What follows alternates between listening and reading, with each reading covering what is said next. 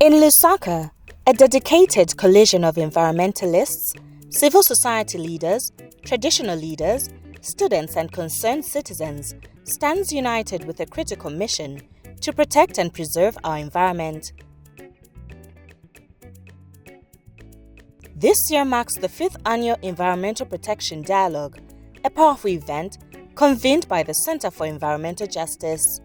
We are committed to making a difference and driving impactful change for our planet.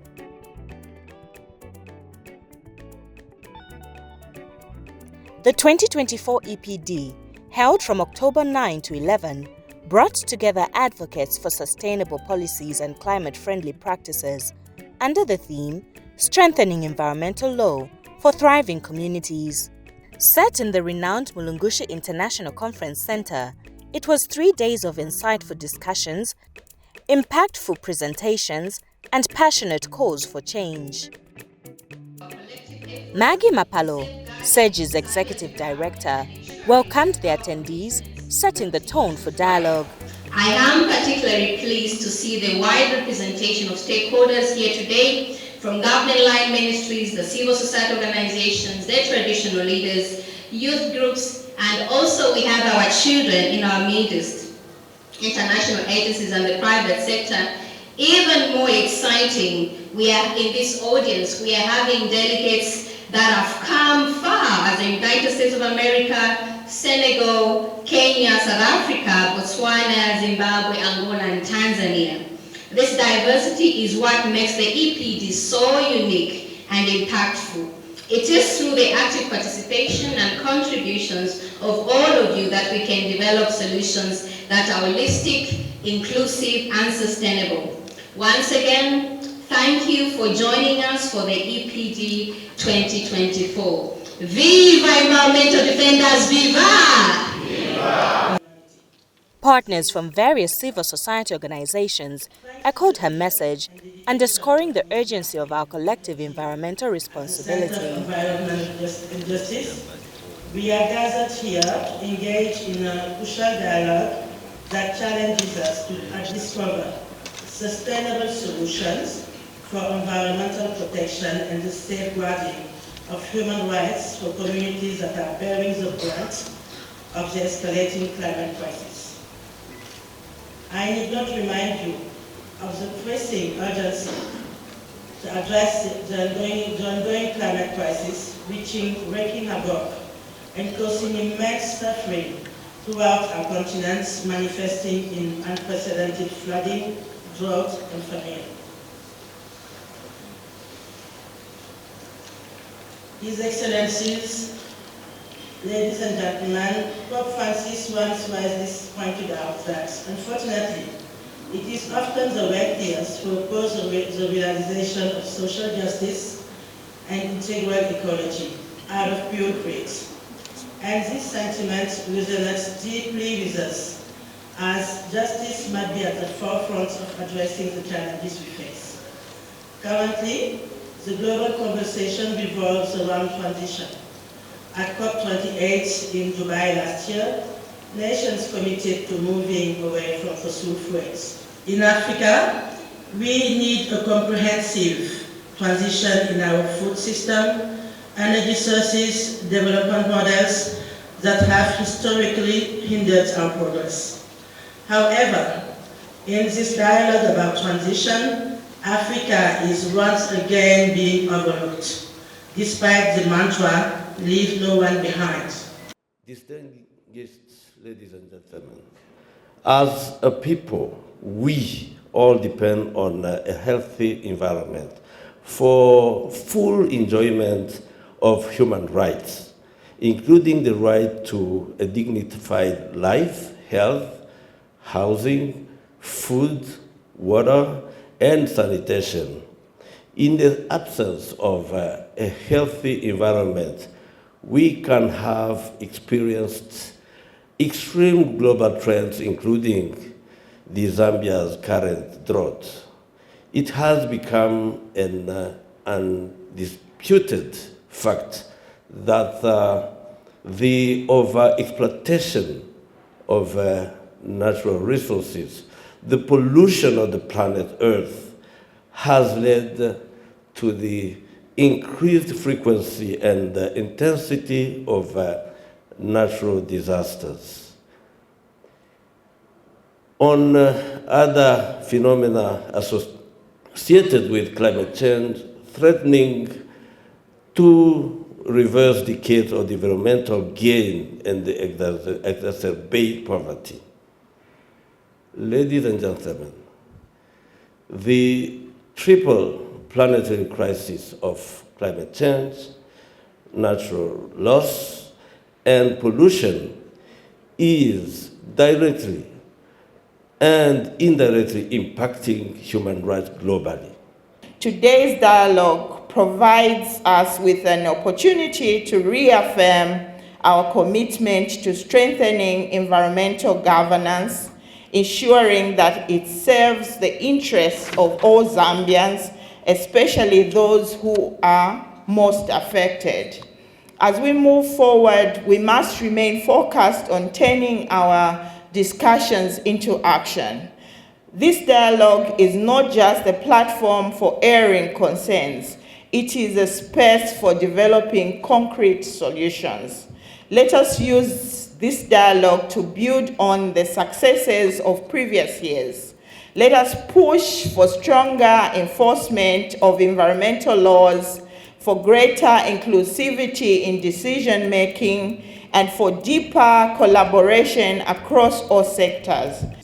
International voices also joined the dialogue. Key representatives from the United Nations shared their perspectives on global and local environmental challenges.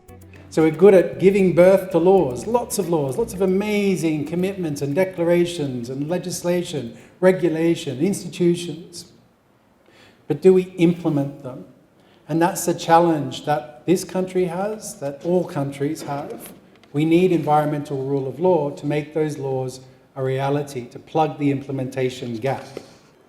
Ladies and gentlemen, I hope that today's discussions on strengthening environmental laws will spark further actions, bring Zambia closer to environmental compliance, and help reinforce mechanisms for redressing environmental rights violations.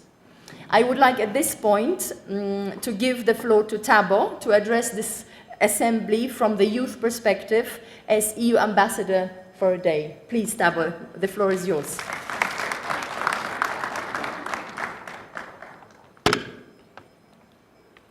Good morning, esteemed chiefs, government officials, and fellow delegates. I stand before you today not just as the EU ambassador, but as a young woman with albinism, a condition that has taught me the importance of embracing my uniqueness and advocating for the rights of those who are often marginalized. Today, I want to address the critical role of a girl child in protecting our environment and the urgent need for effective environmental laws. As a girl child growing up in Zambia, I have witnessed firsthand the devastating impact of environmental degradation on our communities. Deforestation, pollution, and climate change has threatened our livelihoods, health, and very existence of our natural resources. These challenges disproportionately affect vulnerable groups, including women and girls. We, the girl child, possess a unique perspective and a powerful voice in environmental protection. We are the future of our community, and we have a vested interest in ensuring of a sustainable and healthy planet for generations to come. We are natural servants of the environment, capable of understanding and appreciating the delicate balance of nature. The dialogue we are having today is a contribution to the same effort to prioritize environmental sustainability in the development agenda. I encourage every one of you to share your innovative solutions. I encourage all stakeholders, including the private sector, civil societies, and the government to work together to strengthen the the environmental laws and their enforcement. Through collective action and the accountable governance, Zambia can build thrively environmental sustainable communities. By strengthening our environmental laws, we can create a more just, equitable society where the girl child plays a central role in safeguarding our planet. I urge you, esteemed leaders, to prioritize the development and implementation of effective laws. Let us work together to create a future where a girl child is not only protected, but empowered to be a champion of environmental sustainability. For SEDG, this gathering is more than a meeting. It is a powerful platform to advocate for stronger policies that will protect Zambia's environment. As the event unfolded, notable figures, including Zambia's Minister of Green Economy and Environment, contributed their voices. Although represented by Mr. Fishani Gondwe, the minister's message underscored Zambia's commitment to greener future. In the next 3 days, I'm confident that together we will chart a good path towards a greener and more environmentally sustainable Zambia. The Ministry of Green Economy and Environment remains fully committed to working hand in hand with all stakeholders to achieve this vision. A green economy that thrives in an environment where there is efficient use of resources and energy, a low carbon footprint, and social inclusivity in economic activities is our absolute desire. The minister's message underscored Zambia's commitment to a greener future.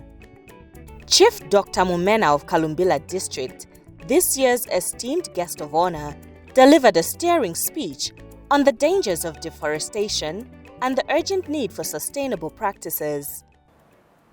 Traveling around the country, I've been able to witness firsthand, ladies and gentlemen, the increase in tree cutting over the last few months.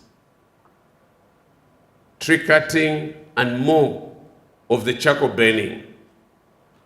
And the excuse that is being given is that we are all looking for energy. It is therefore our duty to ensure that we become more and more resilient and find practical solutions for our energy. In a unique panel, young environmental activists took stage, sharing how they are safeguarding the environment in their own ways. Their passion and determination resonated, inspiring everyone in the room. As an advocate for environmental protection and financial literacy, I have a small project here. This is my piggy bank, made from a recycled Coca-Cola bottle.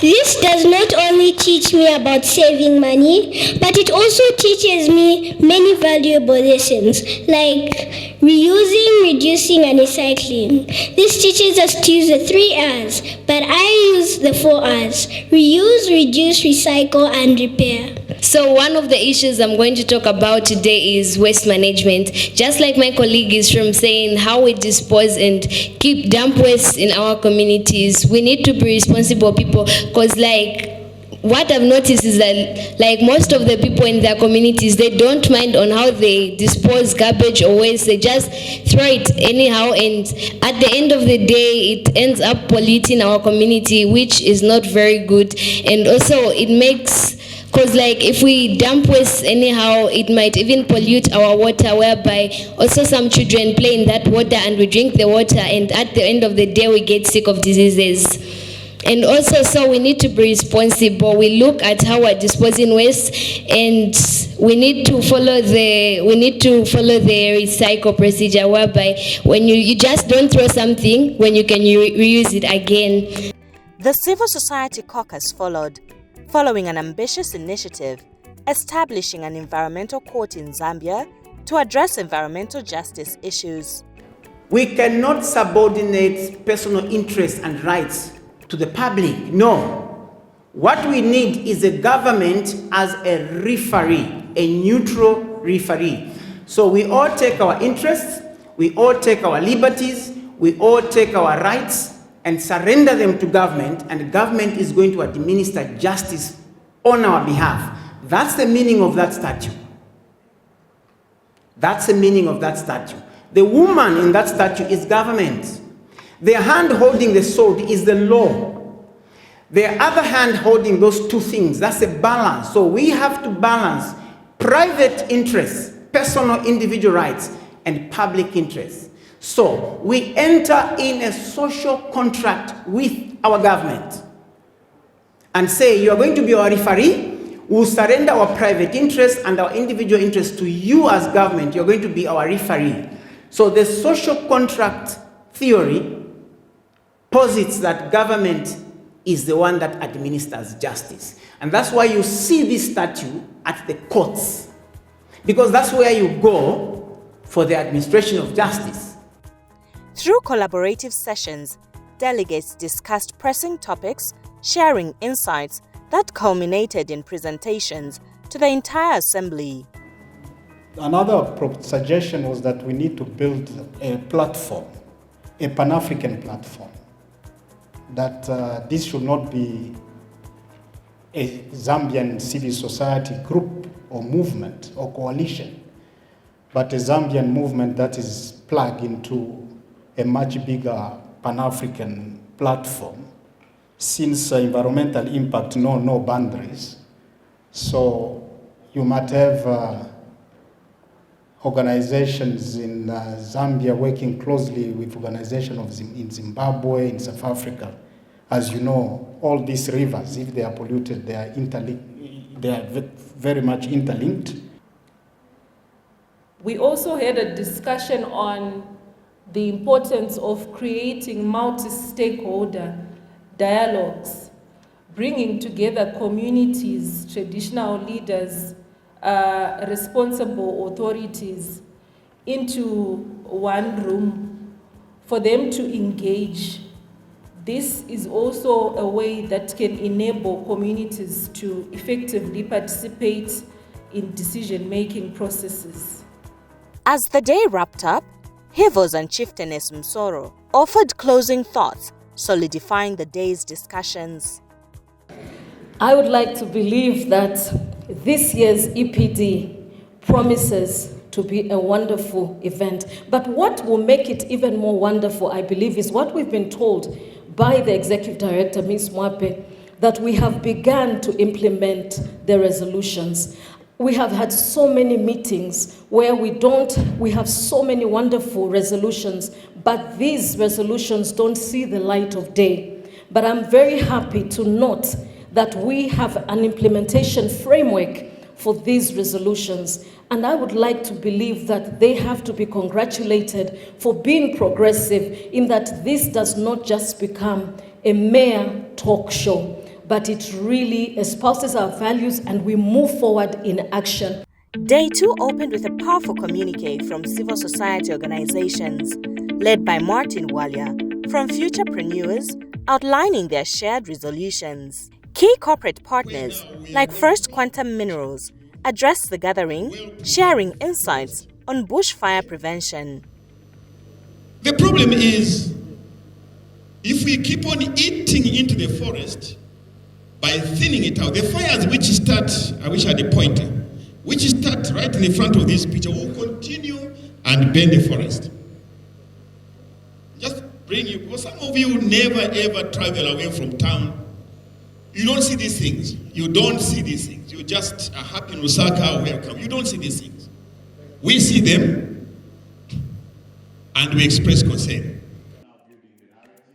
In a compelling session, legal experts spoke on the need for an environmental court, showing such an institution could directly address Zambia's environmental challenges. In most of these areas, there is usually a debate between the community interest, the interests of the investors, and the politicians. So there is a lot of political interference in these things. We can say whatever we want, but that is a fact.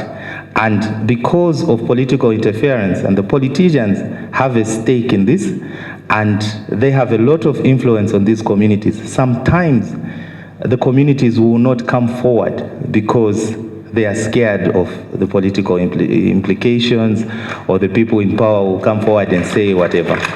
Also, the other issue that is tied to political interference is corruption. We can say whatever we want, but this is a reality. Corruption is real and it is on the ground. So it is easy for people with money, and most of these, I'm not against investors, please don't get me wrong. But most of these investors that come and commit these environmental crimes, these atrocities against communities, these human rights abuses. Traditional leaders joined the call, adding their influential voices to push for an environmental court.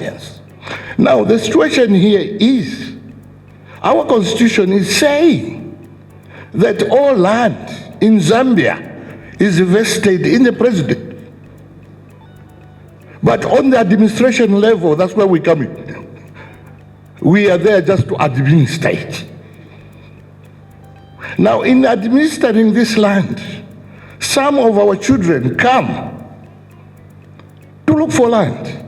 When you come, I do not have a legal document that I can give you that is recognized by Zambia.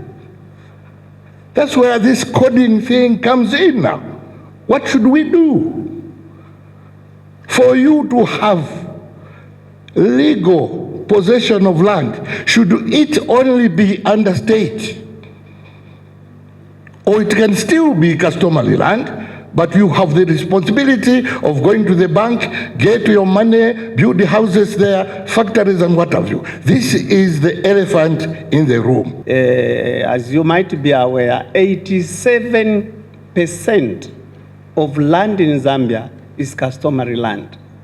12% is state land, and the 1% goes to the private and individual hands. So it does not augur very well if we are talking of 87% and this land is in customary land or is being administered by the traditional authorities. And when you go to the rural communities where our chiefdoms are, our people are wallowing in abject poverty. We as traditional leaders, through such forums, would want to change the narration. Corporate giants, including First Quantum Minerals, Zanaco, Mabiza Resources, and Absa Bank, showcased their ongoing commitments to environmental responsibility. As we look at it, and I think in terms of what has driven Absa, one of our key values is actually to be an active force for good in all markets and communities in which we operate, which is why sustainability is so aligned with sort of the core tenet of Absa. We believe that we should be contributing positively to the communities where we operate as well as to our clients. Zanaco has got a partnership with the Green Climate Fund. And with that Green Climate Fund, we're able to provide facilities worth up to $50 million per project.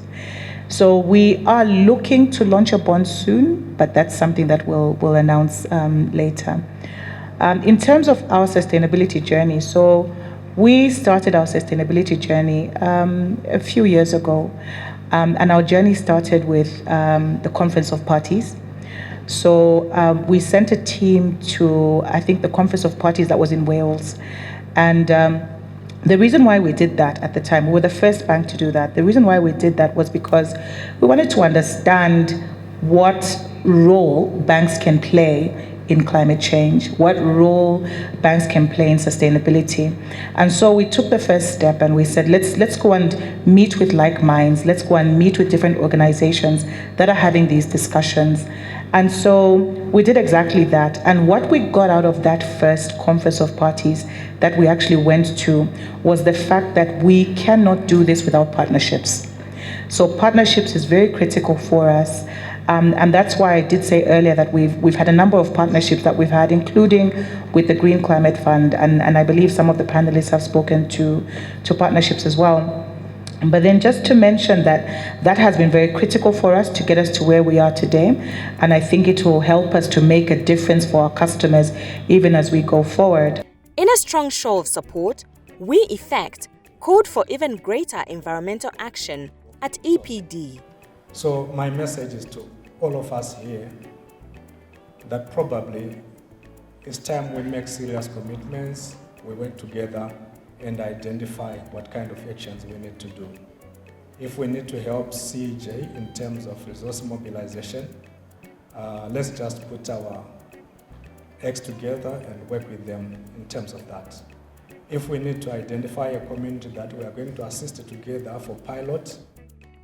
The event's closing remarks came from Chief Ishima, urging leaders to prioritize environmental policies with unwavering political will. We are very grateful as traditional leaders for your engagement. We have really learned a lot with this interaction. We also want to appreciate every one of you for your participation, for your engagement in everything. And I can see that through CEJ, the EPDs are moving from one level to the next.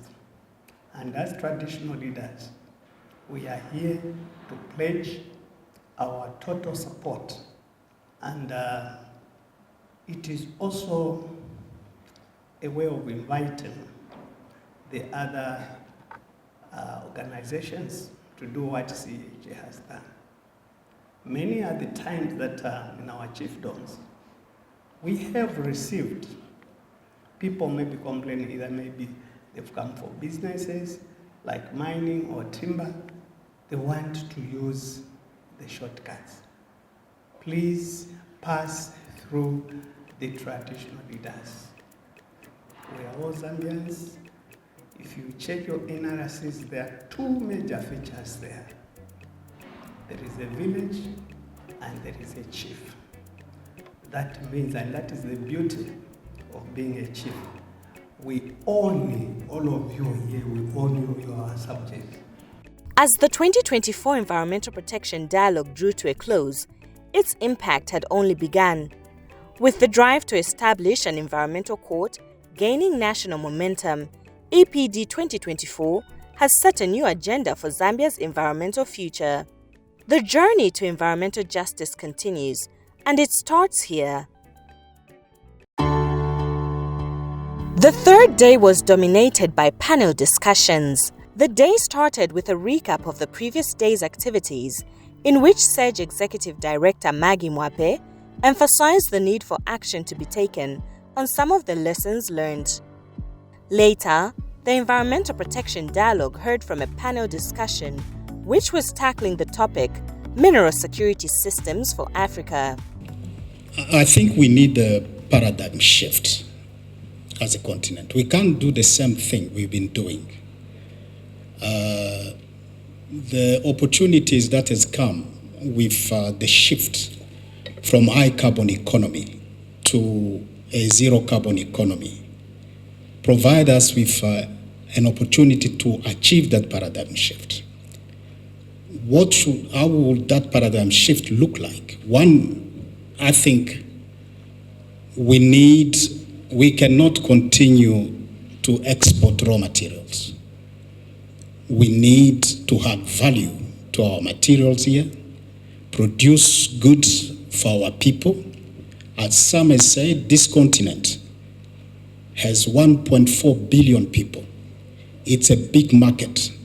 If there is a continent that needs more renewable energy technologies, it's the African continent.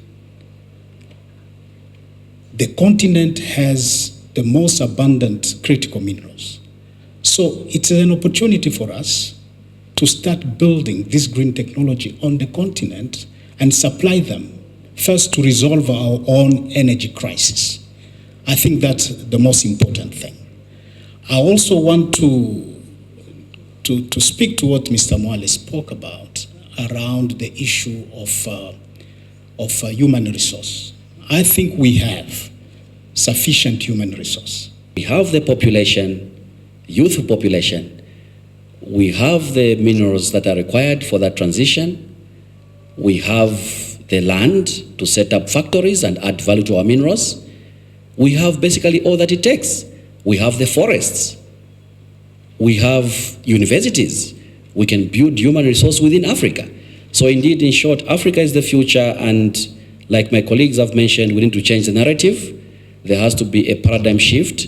Of course, our policy makers have to be brought on board so that they realize the potential that we have as Africa. It's important also to promote regional integration, in which case we have to think about how do we develop our our infrastructure across Africa. Look at transport infrastructure, for example. How can we connect our countries with the railway lines and all that, to ensure, free movement of some of these goods and easy movement of some of these mineral resources?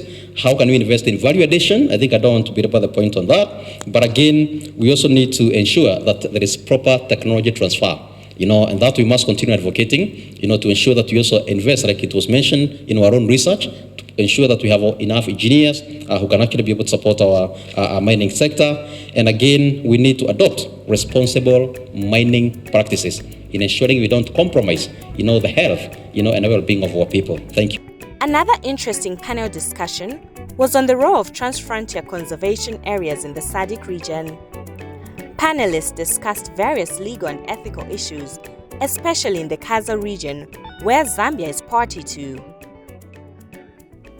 What is key to note is that typically these TFCAs are not just about national parks, they are also about a myriad of other land uses, including settled areas, and generally aimed at promoting coexistence between people and wildlife, and using wildlife and tourism as an engine for rural economic development. Thank you. So even before you think of formulating or making that TFCA official, you need to first of all talk to the people. You need to map out what are their livelihoods. You need to map out what are their cultural understandings, and also their socio-economic status, as it were. And that is where WWF and other like institutions comes in, because at the center of the TFCAs is communities that are supposed to understand what you're actually trying to do. After lunch, the last panel discussion was held, and this one focused on carbon emissions. The Zambia Revenue Authority, which collects carbon tax, was on the spot to explain how this fund is administered and managed. The genesis of carbon tax it started some time back, and globally the first country to do carbon tax was Denmark, and then the conversation was around the mobilization of climate finance from developed countries to be, to come and recapitalize the Green Climate Fund. So we saw Denmark was the pioneer of carbon tax. Then from Denmark, Sweden, US, China, and a couple of countries. So the conversation then within the principles of United Nations Framework Convention on Climate Change was that these countries must mobilize sufficient quantum of money that should be used to finance carbon projects in developing countries, which includes Zambia. And then in 2013, the government of the Republic of Zambia learned of this so-called carbon tax. And then they introduced it. That was the 10th January of 2013.